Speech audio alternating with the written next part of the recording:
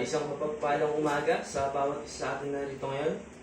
Naan niyo na ako lahat na tumayo at buksan ang ating Biblia sa aklat ni Jonas. Let's open our Bible in the book of Jonah, chapter 4, verse 2. Nais ko siyang basahin sa wika ng Ingles at sa wika ng Tagalog. Jonah chapter 4, verse 2. Sabi dito sa King James Version, "And he prayed unto the Lord, and said, I pray thee, O Lord, was not this my saying, when I was yet in my country? Therefore I fled unto Tarshish, for I knew that thou art a gracious God, and merciful, slow to anger, and of great kindness, and repentest thee of evil." Sabi naman sa wika ng Tagalog, "At siya ay nanalangin sa Panginoon at nagsabi, Ako'y nakikipanayam sa iyo, O Panginoon. Di ba ga ito ang aking sinabi nang ako'y nasa lupain pa? Kaya't ako'y nagmadaling tumakas patungo sa Tarsis, sapagkat talastas ko na ikaw ay Diyos na mapagbiyaya at puspos sa kahabagan, banayad sa pagkagalit, at sagana sa kagandahan loob, at nagsisisi ka sa kasamaan." Tayo manalangin. Ama namin Diyos na siyang dakila at makapangyarihan sa lahat, muli kami nagpapasalamat sa araw na ito na inyong pinagkaloob na kami muli ay inyong tinipon sa isimbahan upang makapakinig ng inyong salita. Nawa o Diyos ay samahan niyo po ako sa pangaral ng inyong salita. Ihanda niyo po ang puso at isipan ng bawat isa na makikinig mula sa mensahe mula sa inyong salita. Nawa ay maging katanggap-tanggap ito sa kanila at tanggapin nila ang inyong katotohanan. Nawa samahan niyo ako sa pangaral ng inyong salita. Ipagkaloob niyo po ang pangailangan sa pangaral ng inyong salita. Gamitin niyo ako, O Diyos, upang daluyan ng mensahe ng inyong salita. Salamat muli, O Diyos. Ito po ang salangin sa pangalan ni Jesus. Amen. So, ang ating text ngayon ay ang panalangin ni Jonah sa ating Diyos. Siya ay nanalangin sa Diyos dahil siya ay dismayado at siya ay galit na galit. He is angry because the Lord forgives Nineveh for their sin. Siya ay nagagalit sa pinakitang biyaya at habag ng Diyos sa mga taga-Nineveh. Ngunit bago dumating sa ganung pangyayari, ano nga ba yung unang nangyari nung time na ito? Ating makikita kung saan inutusan ng Diyos si Jonas para pumunta sa Nineveh upang ipaalam ang kanilang nalalapit na paghahatol. Ngunit sa kabila nun ay hindi nagdalawang isip si Jonas na hindi sundin ang ating Diyos. Ang ginawa niya, siya ay sumakay ng sasakyan pandagat patungo sa Tarsis instead of Nineveh. So kung makikita natin sa mapa, yung Nineveh ay nandito at yung Tarsis ay nandito. So makikita natin na pumunta siya sa kabilang direksyon kung saan pinapapunta siya ng ating Diyos. At habang siya ay nasa dagat, habang papunta sa Tarsis, ang Diyos ay nagpadala ng isang malakas na unos, na kung saan may kasamang malakas na hangin at halos masira na ang kanilang sinasakyan. At ang unos na ito, ang siyang naging dahilan kung bakit siya hinagis sa karagatan ng kanyang mga kasamahan. At nung siya ay hinagis ng kanyang mga kasamahan sa karagatan, siya ay nilulon ng isang malaking isda. Siya ay nasa loob ng isda sa loob ng 3 araw at 3 gabi. At siya ay nanalangin sa ating Diyos. At pagkatapos niya manalangin, siya ay niluwa ng isda na yon sa tuyong lupa. At ang salita ng Diyos ay muling dumating sa kanya sa pangalawang pagkakataon at hindi na siya nag-alintana na ito'y sundin. Si Jonas ay pumunta na sa Nineveh at pinroklama niya ang paghahatol sa kanila. At nung pagkatapos niyang iproklama ito, ang naging response ng Nineveh, sila ay nagsisi sa kanilang kasalanan at sila ay naniwala sa ating Diyos. At sa text natin ngayon, makikita natin ang pangyayaring iyon ay hindi ikinatuwa ni Jonas. Ito ay kanyang hindi ikinatuwa at siya ay nagalit sa pangyayaring ito. Maaaring lahat tayo ay pamilyar sa story Jonah at ang unang mapapansin natin ay yung kanyang disobedience. Ngunit sa umagang ito, ay ang nais ko na mapansin ng lahat ay ang ating Diyos mismo. Kung paano siya nakipag-deal kay Jonah, kung paano lang siya nakipag-deal sa Ninive at maging sa mga pagano na mandaragat. At sa umagang ito, makikita natin kung paano pinakita ng Diyos ang kanyang biyaya at habag sa mga tao. At our title for sa topic natin sa umagang ito is How God Shows His Grace and Compassion to People. Makikita natin dito na ang biyaya at habag ng Diyos ay walang hangganan. Hindi ito limitado para kay Jonas at sa mga Israelites, kundi ito din ay available sa mga paganong mandaragat at maging sa paganong mga taga Ninive. At sa umagang ito, para sa ating unang punto, God shows His grace and compassion. Point number 1, God shows His patience. Pinakita ng Diyos ang kanyang banayad na pagkagalit. Ipinakita ng Diyos ang kanyang pagpapasensya sa mga taong ito. Sa ating text mismo ay sinabi ni Jonas na alam niya na ang ating Diyos ay slow to anger. He know that our God is slow to anger. Alam niya na ang ating Diyos ay banayad sa pagkagalit. At makikita natin dito yung contrast na kung saan si Jonas ay nagagalit at nadidismaya sa nangyari ngayon, ngunit ang ating Diyos ay nagpapakita ng kanyang banayad sa pagkagalit. God shows His patience, letter A, God shows His patience to the Ninevites. Pinakita ng Diyos ang kanyang banayad na pagkagalit sa mga taga-Ninive. At kung tatanungin natin, saan nga ba nanggaling ang mga taga-Ninive ito at sino nga ba sila? Ninive means the residence of Ninus. At that Ninus, that is Nimrod. Mababasa natin yun sa Genesis 10, verse 11. Sabi doon, He went forth into Assyria and builded Ninive. Ang Ninive ay napakalaking syudad. Ito ay napakagandang syudad sapagkat ito ang capital ng Assyria. At kapag sinabi natin Assyria, kilala ang mga taong ito sa pagsamba sa mga Diyos-Diyosan, sa kanilang pagiging mayabang, sa kanilang walang awa sa kanilang mga kalaban. So makikita natin ang Ninevites na ito at ang mga Assyrians na ito ay isang malaking banta sa mga taga-Israel. Ang Ninive ang siyang sentro ng pagpupuri nila sa mga Diyos-Diyosan. At nandiyan na nga lang ang ilang example sa kanilang Diyos na si Asur at si Ishtar. At ang ilan pa sa kinikilalang nilang Diyos ay yung tinatawag nilang fish goddess na tinatawag na si Nanshe at si Dagon. Na ang pag-explain nila sa Diyos na ito ay itong Diyos na ito ay kalahating tao at kalahating isda. At maaaring nung time na to, ang Ninive ang pinakamalaking syudad nung time na to dahil according sa mga historians, kung susukatin or kung i-estimate nila ang population ng Ninive, ay aabot ito ng halos 600,000.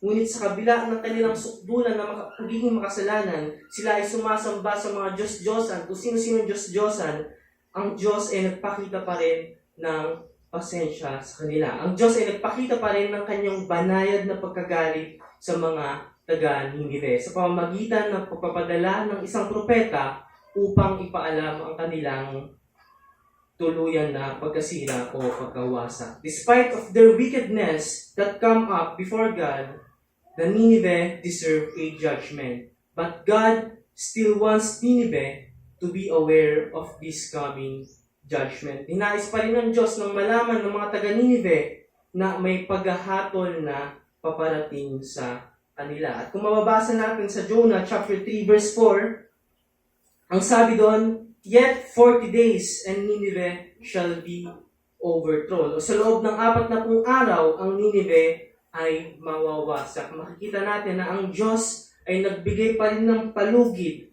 bago niya tuluyan na wasakin o sirain ang syudad ng Ninive. Ngunit kung ating makikita ang mga Ninevites at kung tayo ang hahatol sa kanilang mga kasalanan, kung paano natin nakita ang kanilang kasalanan, we would have judged them immediately. But God shows His patience to the Ninevites where He delays His wrath and does not punish the sinner immediately. Pinakita ng Diyos ang kanyang banayad na pagkagalit na kung saan inantala niya ang galit niya sa mga taga-Ninevites at hindi niya kaagad-agad sila pinarusahan. As God shows His patience to the Ninevites, letter B, God also shows His patience to Jonah. Pinakita din ng Diyos ang kanyang pasensya, ang kanyang banayad na pagkagalit sa kanyang propeta mismo na si Jonas. Now, Jonah, ang meaning in Hebrew is dove. He was one of the minor prophets in the Bible. At si Jonas ay nabanggit siya noong time ni Jeroboam II, na kung siya ay nag-prophesize noong time ni Jeroboam. Noong time na to, ito yung time na kung saan ang Assyria ay hindi pa malaking banta sa mga taga-Israel. And Jonah, he was the son of Amittai, and he came from Gath-Hepher near Nazareth. So makita natin kung paano pinakita ng Diyos ang kanyang banay na pagkagalit kay Jonas ay sa pamamagitan ng pag-utos mismo kay Jonas. Number 1, His commission. We saw His commission na kung saan inutusan siya ng Diyos na pumunta sa Nineveh upang iproklama ang kanilang paghahatol o ang paghahatol na paparating sa kanila. Ngunit ano ang naging response ni Jonah?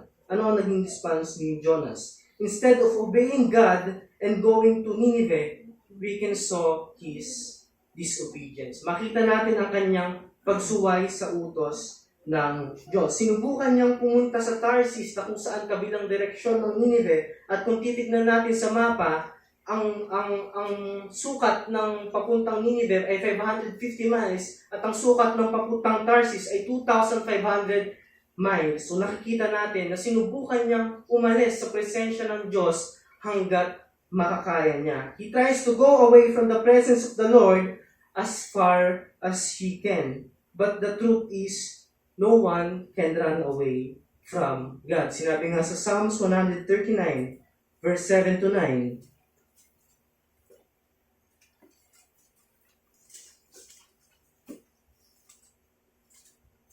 sabi dito, Psalms 139, verse 7 to 9, Where shall I go from your spirit? Or where shall I flee from your presence? If I ascend to heaven, you are there. If I make my bed in Sheol, you are there. If I take the wings of the morning and dwell in the uttermost parts of the sea. So malinaw na no one can run away from God, because God is everywhere. Hindi niya matatakasan o hindi siya makakaalis mismo sa presensya ng ating Diyos. As Jonah disobeyed God, he also showed his heart. Sa patuloy na pag-disobey niya sa ating Diyos, ipinakita din ni Jonas ang katigasan ng kanyang puso. At sa pagpapakita niya ng katigasan ng kanyang puso, ipinakita ng Diyos ang kanyang kapangyarihan. Where God showed His power, God showed His sovereign control over all events on earth. As Jonah disobeyed God, God chases him by sending a great storm. Makita natin yun sa verse 4 ng Jonah chapter 1, na kung saan ang ating Diyos ay nagpadala ng isang malakas na unos, ang ating Diyos ay nagpadala ng isang malakas na hangin, na halos ang kanilang sasakyan ay sirain na nito. At ang mga paganong mandaragat na kasama ni Jonas ay umiyak sa kanilang Diyos. Makikita natin na ang malakas na unos na ito ay kasalanan ni Jonas. Ito ay pinadala ng Diyos upang makuha ang kanyang atensyon. Ngunit anong naging response ni Jonah? Jonah was gone down into the side of the ship, and he lay and he was fall asleep. Sa kabila ng merong malakas na ulos na sila ay naranasan, nagawa pa niyang bumaba sa pinakababang parte ng kanilang sinasakyan at siya ay nakatulog. So makikita natin kung gaano katigas ang kanyang puso. Maaring alam na niya na ang malakas na unos na iyon ay dahil sa kanyang kagagawan.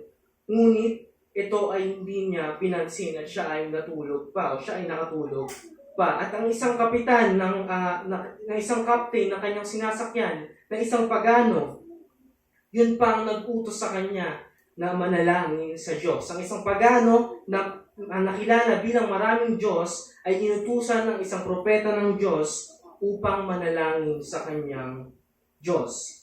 ngunit hindi pa rin ito ginawa ni Jonas. Hanggang sila ay nagsapalaran or they cast lots. When we say casting lot, ito ay practice noong ancient times na kung saan ginagawa nila ito sa pagdidesisyon. Although na random ang magiging kalabasan nito, pero naniniwala ang mga pagano na ang kalalabasan nito ay kontrolado ng Diyos. And that lot fell on Jonah. Nalaman nila na si Jonas ang siyang dahilan kung bakit dinaranas nila ang malakas na unos na yon.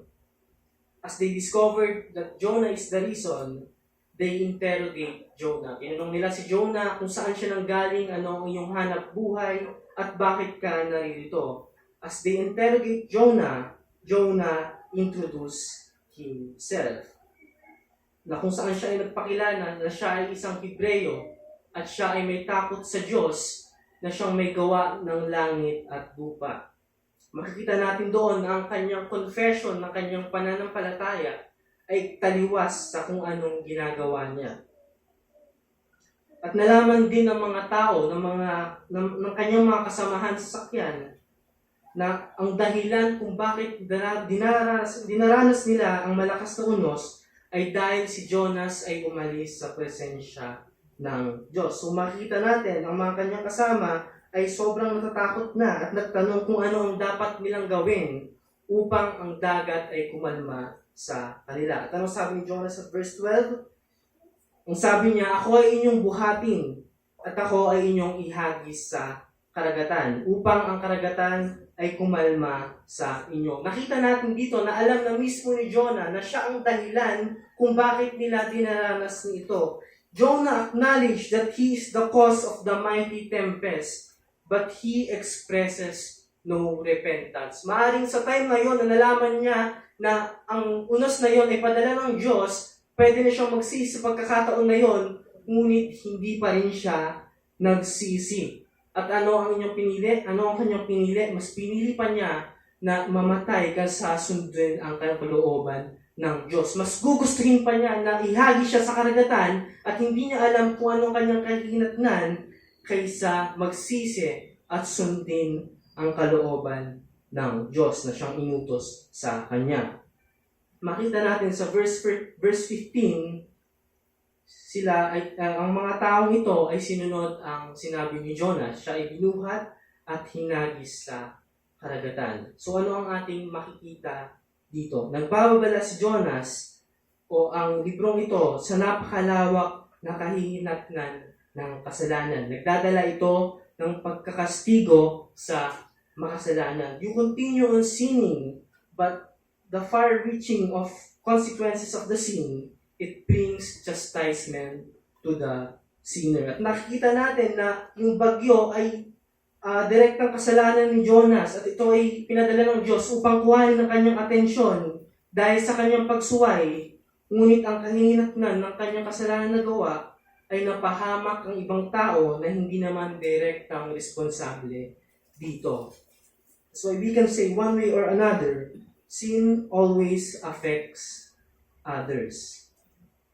At sa pagpapakita ni Jonas ng kanyang katigasan ng puso, ang ating Diyos, ipinakita pa rin niya ang kanyang patience kay Jonas. Ipinakita pa rin ng ating Diyos ang kanyang banayad na pagkagalit kay Jonas. Sa papaanong paraan? In verse 17, He prepared a great fish. As they throw Jonah into the sea, the Lord prepared a great fish. At mapapansin natin dito yung word na prepared, na kung saan hindi gumawa ang Diyos bigla ng isang isda, kundi may nakaprepare na fish para lulunin si Jonah sa pagkakahagis sa kanya. So makikita natin na sigurado na ang kamatayan ni Jonas, na kapag siya ay hinagis sa karagatan na may malakas na unos at malakas na hangin, ay sigurado na ang kanyang kamatayan. Ngunit makita natin, that fish, it is a token of God's grace and mercy, na kung saan ang isdang iyon, it illustrates the grace of God. Jonah deserved to die, but God let him live. Si Jonah, dahil sa kanyang pag-disobey at sa kanyang pagpakita ng katigasan ng kanyang puso, ang karapat-dapat sa kanya ay mamatay, ngunit siya ay binuhay pa din ng ating Diyos. Jonah deserved to die, but God let him live. At katulad na lamang sa atin, ang tanging deserve lang natin ay eternal death. Ang tanging deserve lang natin is to be separated from God. Ang tanging deserve lang natin ay ang galit ng Diyos. But God's amazing grace saved us and given us life through faith in Christ. Well, that is grace. And grace, it is getting what we do not deserve. Hindi natin deserve, o kahit ni Jonah na siya ay maligtas pangyaring iyon, ngunit ang bagay na iyon ay binigay ng Diyos sa Kanya. At makikita natin, sa kabila ng pagsuway ni Jonas sa utos ng Diyos, sa kanyang unwillingness sa pagsunod ng utos ng Diyos, siya pa rin ay patuloy na ginamit ng ating Diyos para sa kanyang kalooban. At maaaring ang ilan sa atin ay maaasar sa propetang ito. Sabihin natin, siya ay propeta, siya ay, at when we say prophet, siya ay ginagamit ng Diyos upang ihatid ang mensahe ng Diyos. Maaaring iba sa atin ay magalit o maasar sa propetang ito. Ngunit ang katotohanan ay tayo ay nagiging katulad lang din niya kung minsan we are disobedience to the will of God. In chapter 1 ay makikita natin kung paano pinakita ng Diyos ang kanyang banayad na pagkagalit. How He deal with the people, we also saw His sovereign control over all the events on earth. Ipinakita niya ang kanyang soberanong pagkontrol sa lahat ng nangyayari sa mundong ito. He controls the weather, He controls the waves, and even the fish to achieve His purpose. Para sa ating ikalawang punto, as God shows His patience, God shows His pardon. Ipinakita ng Diyos ang kanyang kapatawaran. God shows His pardon by the pagan sailors' deliverance. Ipinakita ng Diyos ang kanyang kapatawaran sa pamamagitan ng deliverance o pagkakaligtas ng mga paganong mandaragat na kasama ni Jonas. At nung mapapansin natin sa mga paganong ito, nung time na ang Diyos ay nagpadala ng malaking unos o malakas na unos, sila ay tumawag sa kanilang Diyos-Diyosan. Ngunit sa mga tinawag nila ay wala ni isa doon ang nagligtas sa kanila. At makikita natin, bago nila ihagis si Jonas sa karagatan, sila ay umiyak sa Diyos at sila ay naman nagmakaawa sa Diyos ng kanilang panalangin ay iligtas sila sa kanilang kinilalagyan ngayon at hindi sila mabahiran o hindi sila maging guilty sa pagkamatay ni Jonah. Kung siya man ay mamatay, dahil alam nila na kapag hinagis nila si Jonas sa karagatan ngayon, si Jonas ay mamamatay. And that is their prayer. Sino ang makakapag-akala na ang mga paganong ito na kung saan may say pagan, sila ay maraming kinikilalang Diyos. Sino makakapag-akala na ang mga taong ito ay mananalangin at lalapit sa isang buhay at sa isang tunay na Diyos. Makikita natin in verse 16, these sailors, they gave evidence of their genuine faith. Nagpakita sila ng tunay na pananampalataya. Ano ang kanilang ginawa? Sabi sa verse 16, Jonah chapter 1 verse 16, ang sabi dito, then the men feared the Lord exceedingly, and they offered a sacrifice to the Lord and made vows. So makita natin na kahit ang pangyayaring ito ay ginamit ng Diyos upang ang mga paganong ito ay makakilala sa nag-iisa at tunay at buhay na Diyos. And in letter B, as God shows His pardon, God shows His pardon by Jonah's deliverance. Ipinakita ng Diyos ang kanyang pagpapatawad, ultimo sa kanyang propeta na si Jonas. As Jonah was swallowed by the fish, siya ay nasa loob ng tiyan ng isda sa loob ng 3 araw at ng 3 gabi.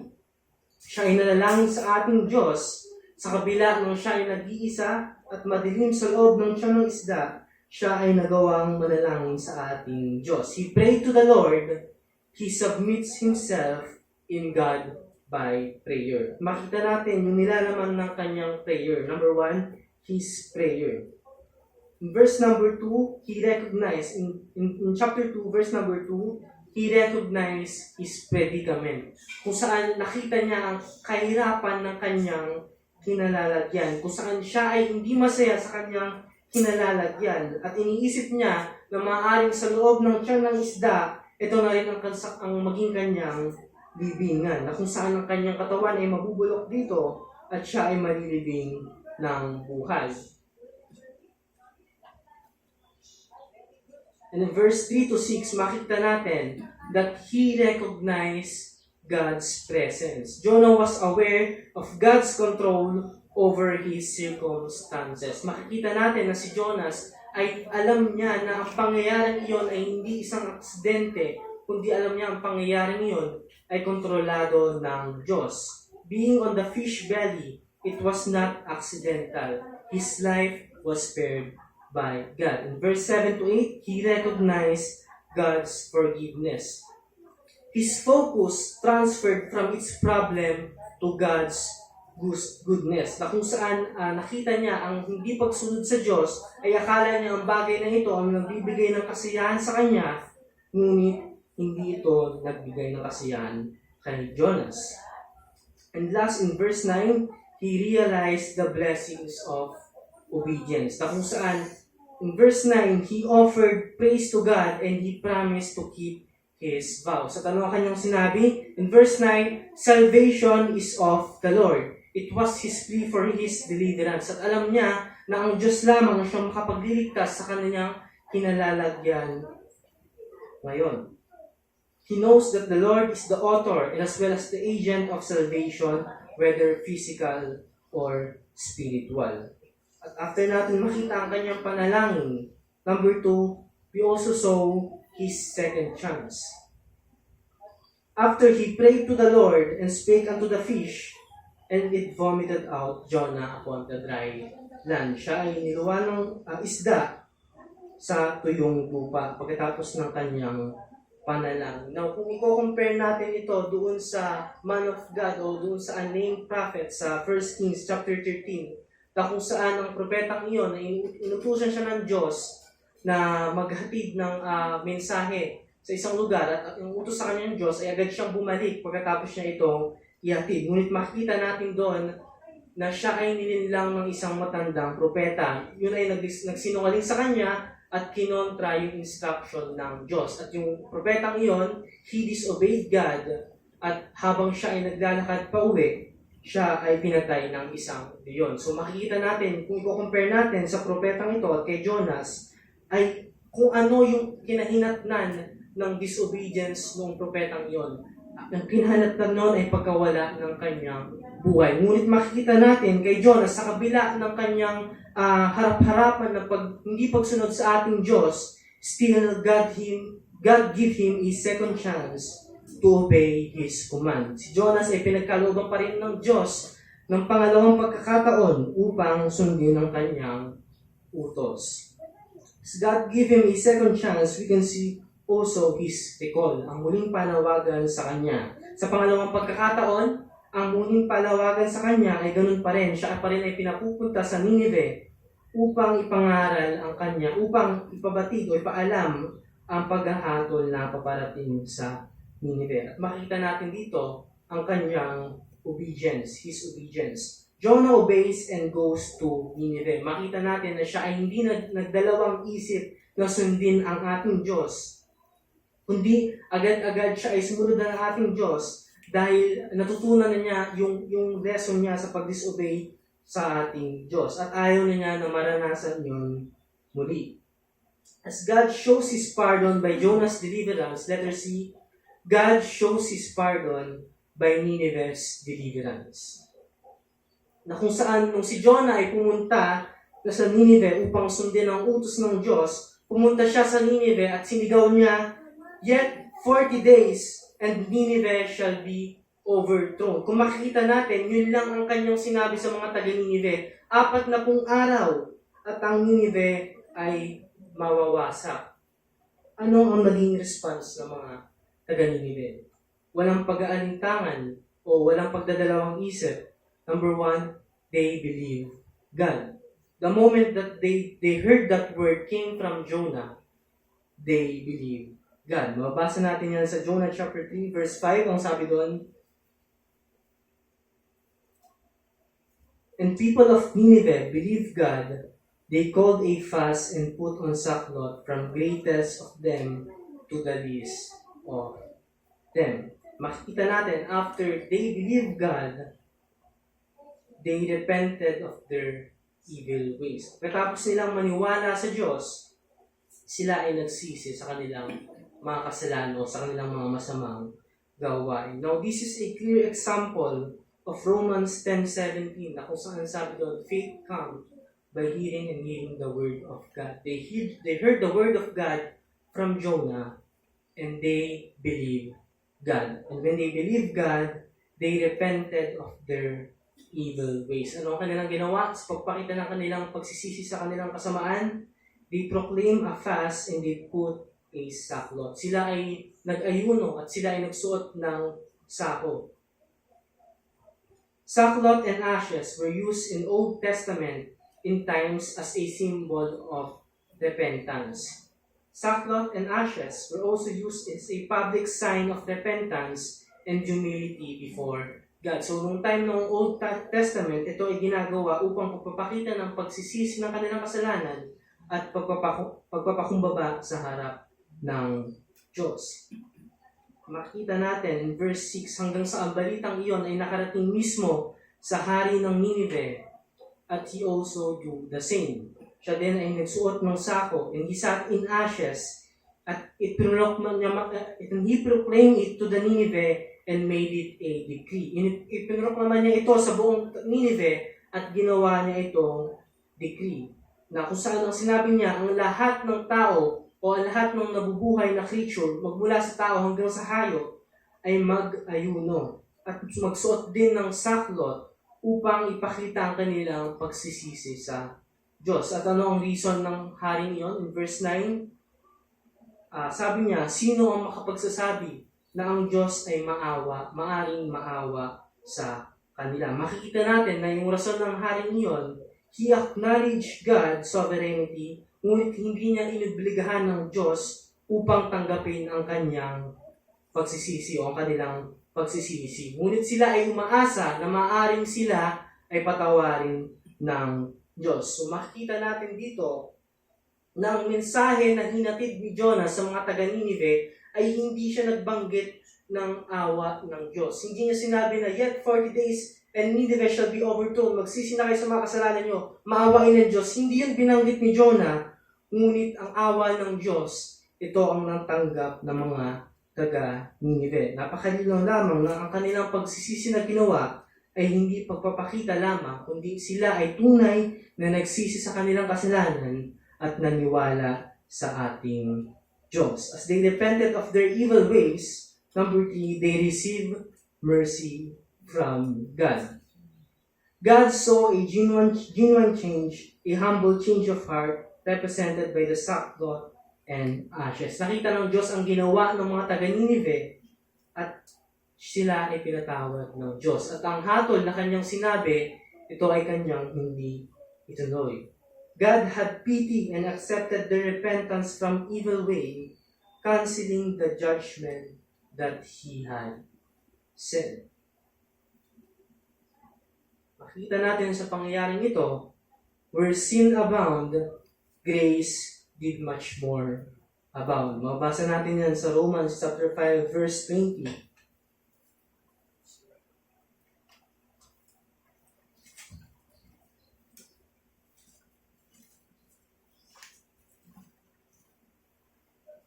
Sabi dito, Romans 5:20.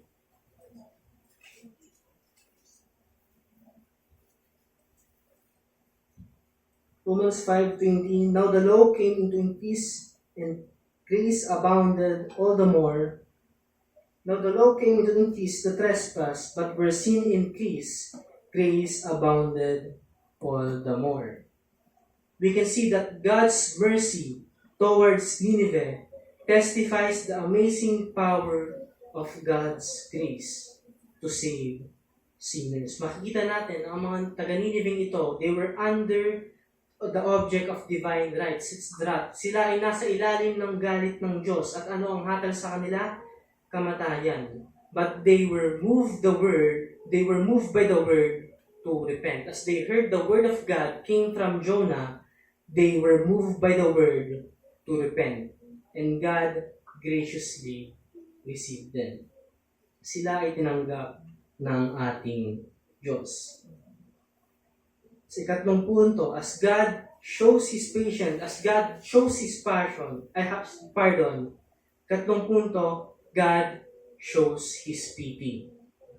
Pinakita ng Diyos ang kanyang pagkaawa. Makatapos magsisi ng mga taga-Nineveh at ito ay tanggapin ng Diyos, at hindi niya tinuloy ang paghahatol sa mga taga-Nineveh, makita natin na ang bagay na ito ay hindi ikinatuwa ni Jonas. At siya ay nagalit sa pangyayaring ito. Letter A, God shows His pity through Jonas' anger.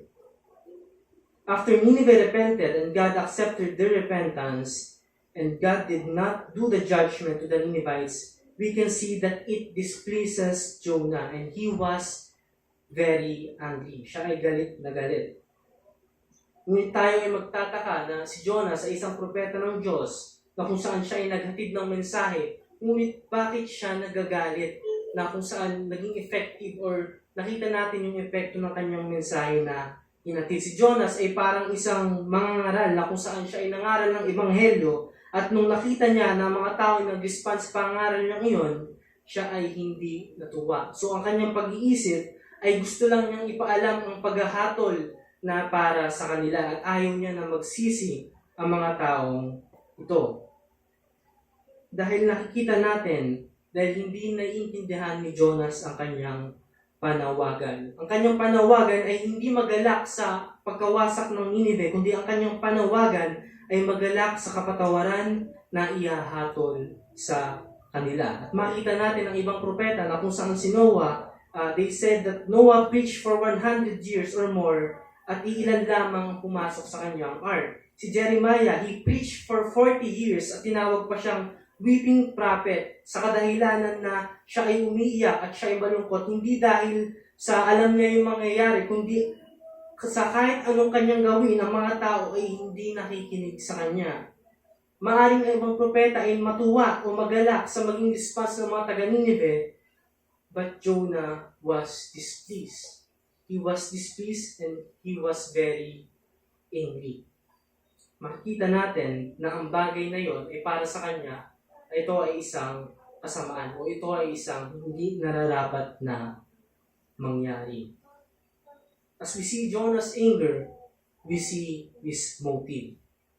At yan mismo sa ating text ngayon, sa Jonah 4 verse 2. He refuses to go to Nineveh because he knew the real possibility of God's forgiveness. Dahil alam na ang ating Diyos ay mapagbiyayang Diyos, ang ating Diyos ay mahabaging Diyos, alam niya na kapag pinroklaman niya ang paghahatol sa kanila, maaaring sila ay patawarin ng Diyos at hindi ituloy ang paghahatol dito. He refuses to go to Nineveh because he knew the real possibility of God's forgiveness to the Ninevites. Ngunit nakakalimutan ni Jonah na siya ay pinatawad lang din ng Diyos. Ang nakakalimutan ni Jonah, siya ay kinahabagan lang din ng Diyos, siya ay binigyan lang din ng Diyos ng biyaya na kung saan hindi niya ito deserve, ngunit ang biyayang ito ay ayaw niya makamit ng mga taga-Nineveh. Ang biyayang ito ay pinagkakait niya sa mga taga-Nineveh. Ngunit ano ang maaring dahilan ni Jonas kung bakit ayaw niya na ang mga taga-Nineveh ay makatanggap ng kapatawaran ng Diyos? Una, katulad nga ng sabi ko kanina, Nineveh was the capital city of Assyria. And when we say Assyria, it is a ruthless and warlike people. Sila ay walang awa sa kanilang kalaban at sila ay kalaban ng Israel. So nakita natin yung motibo ni Jonas na kung saan para sa kanya ang pagkawasak ng Nineveh ay justice para sa kanya. Para sa kanya, ang mga taga-Ninevites ay hindi nila deserve ang awa ng Diyos. Hindi nila deserve ang biyaya ng Diyos. Ngunit kung ano man ang motibo ni Jonah, makita natin ang kanyang kagustuhan ay mawasak ang Nineveh. Whatever Jonah's motive, he desired Nineveh's destruction. The prophet was angry at their repentance because he would rather see them destroyed. Ang gusto ni Jonah ay makita ang mga taga Nineveh na mawasak ang kanilang syudad.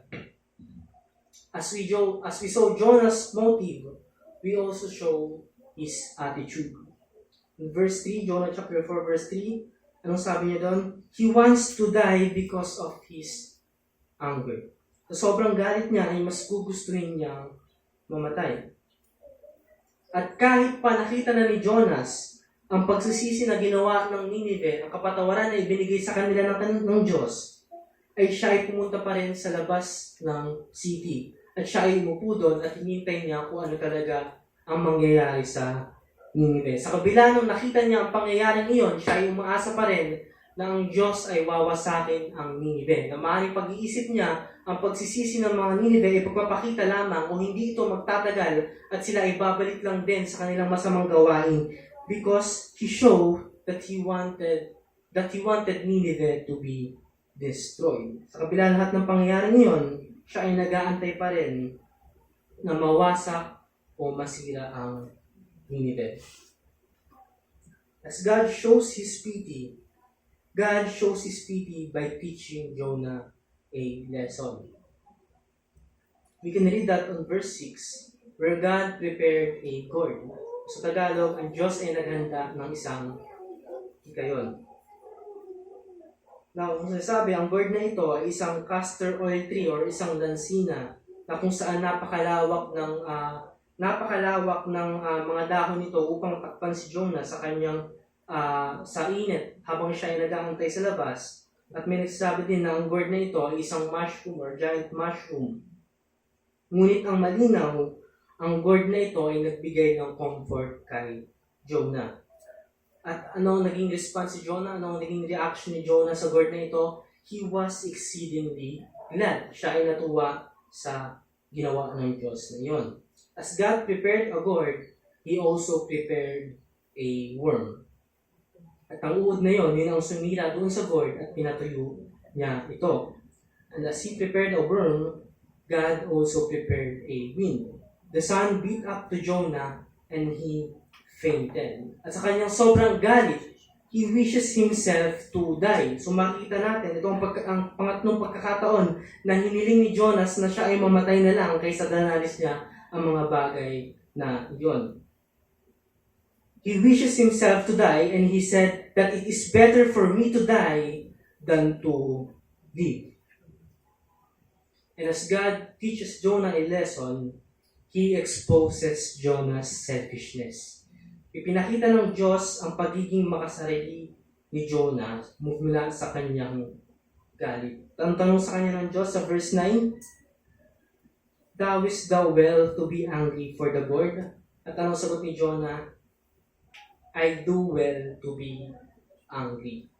In verse 10 to 11, makikita natin at sinabi ng Panginoon, ikaw ay nanghihinayang sa hikayon na hindi mo pinagpagalan o pinatubo man na sumampa sa isang gabi at nawala sa isang gabi. Sabi sa verse 11, at hindi baga ako manghihinayang sa Nineveh, sa malaking bayan niyaon at mahigit 120,000 katao na hindi marunong magmuni-muni sa kanilang kamay at kanilang kaliwang kamay at marami ring hayop. God exposes Jonah's selfishness dahil ipinapakita dito na si Jonas ay mas nag-aalala pa doon sa gourd o doon sa hikayon na hindi naman niya pinaghirapan, hindi naman niya pinagpagalan. Ito ay sumulpot lang at nawala din kaagad-agad. At tinanong sa kanya ng Diyos, hindi ba siya manghinayang sa mga taga-Nineveh na halos 120,000 katao ang hindi nakakaalam kung saan ang kanilang kanang kamay o ang kanilang kaliwang kamay. God shows His pity to the Ninevites. God shows His pity to the Ninevites because Jonah doesn't have pity at all. Makita natin na ang Diyos ay nag-aalala para sa mga hindi pa nakakarinig ng kanyang mensahe ng kanyang pagliligtas. At ang pagbanggit doon ng 120,000 na tao na hindi nakakaalam ng kanilang kanang kamay mula sa kanilang kaliwang kamay ang tinutukoy dito ng ating Diyos ay ito yung mga taong walang alam patungkol sa espiritual na katotohanan, tungkol sa mga bagay ng Diyos. Naawa ang Diyos sa espiritual na pagkabulag ng mga pagano at nais ng Diyos na iabot ang kanyang kaligtasan sa mga taong magsisisi at magbabalik loob sa Kanya. Makikita natin dito yung tugon ni Jonah sa paglaki ng gourd na iyon at sa pagkawala nito ay naglalantad sa kanyang spiritual na pagkamakasarili. Siya ay tumanggap ng pabor sa Diyos nang may kagalakan at siya ay nagalit nung ito ay binawi sa kanya. Makita natin ang pag-iisip na Diyos na mahabagin sa Ninive ay salungat sa pag-iisip ni Jonas sa kanyang pagnanais na ito ay wasakin. Makita natin sa Isaiah chapter 55 verse 8.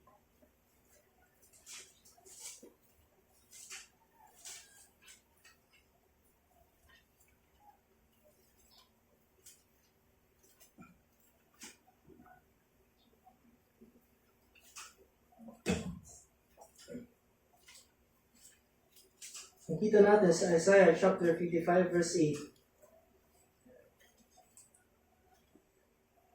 Sabi dito, "For my thoughts are not your thoughts, neither your ways are my ways, declares the Lord." Nakita natin ang pag-iisip ng Diyos na mahabagin sa Ninive ay salungat sa pag-iisip ni Jonas na nais niyang wasakin ito. Sa pagtatapos ay makikita natin na ang librong ito ay natatapos sa katanungan ng Diyos. Should not God pity Ninevites? Or should not God pity even those who might be enemies? Hindi natin alam kung ano ang naging tugon ni Jonas, ngunit ito ay iniwan upang maging tanong sa bawat isa sa atin. Hindi ba dapat kaawaan ng Diyos? Hindi ba dapat kahabagan ng Diyos kahit pa ang mga taong ating kaaway o kahit pa ang mga tao na hindi natin gusto? Sabi sa Romans chapter 9 verse 15,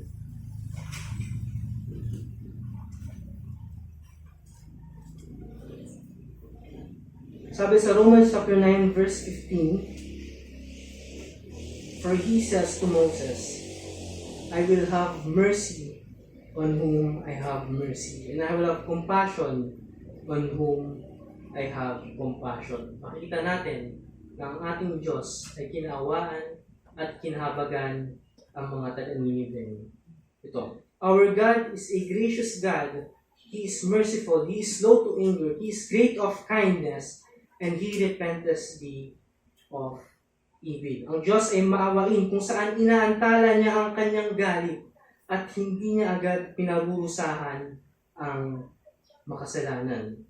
And He is gracious and He is compassionate for those people who will repent to their sins and turn to God. At sinabi muli sa Isaiah 55:8,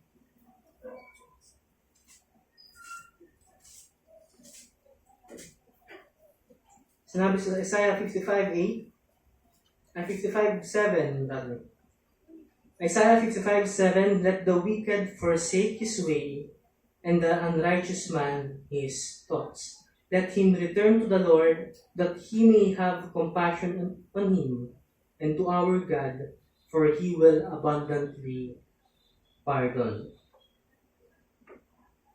As we study the book of Jonah, ay makikita natin kung paano pinakita ng Diyos ang kanyang biyaya at ang kanyang habag sa mga tao. He shows His patience, He shows His pardon, He shows His pity. As we study the book of Jonah, we have learned that God is in sovereign control over all the events on earth. Makita natin na kinontrol niya ang weather. He controls the weather, He controls even the fish, the gourd, at kahit pa ang uod, at kahit pa ang hangin. Makita natin that He is sovereign and He is in control over all events on earth. At makita rin natin that God is determined to get His message to the nations. At ano ang ating magagawa doon, ang ating ambag doon?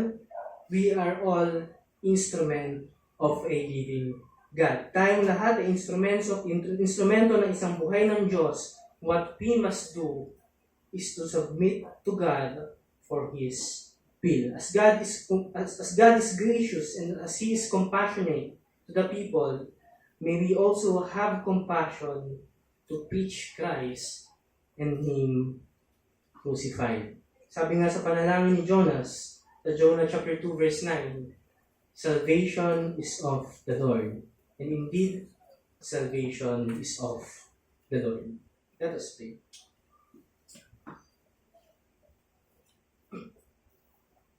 Manaming Diyos na siyang dakila at makapangyarihan sa lahat, tunay ang iyong biyaya, O Diyos, tunay ang iyong kahabagan, at tunay ang iyong puspos na kabutihan. Kami nagpapasalamat sa umagang ito sa aming mensahe na aming napakinggan at nagpapaalala sa bawat isa sa amin na kung paano mo pinapakita ang iyong biyaya at ang iyong habag sa bawat isa sa amin. Hindi ito isang beses na kundi sa araw-araw na kami ay nabubuhay, ito ay inyong pinapakita sa bawat isa sa amin. Nawa ang mensahe namin hanggang ngayon ay maging aral sa bawat isa o maging yaman sa bawat isa na ito ay aming panghawakan, ito ay ating ipamuhay at higit sa lahat ito ay aming ipangaral sa iba. Maraming salamat O Diyos at binabalik ko po lahat ng papuri at pasalamat sa inyo. Ito ang sakto lang sa Panginoon Jesus.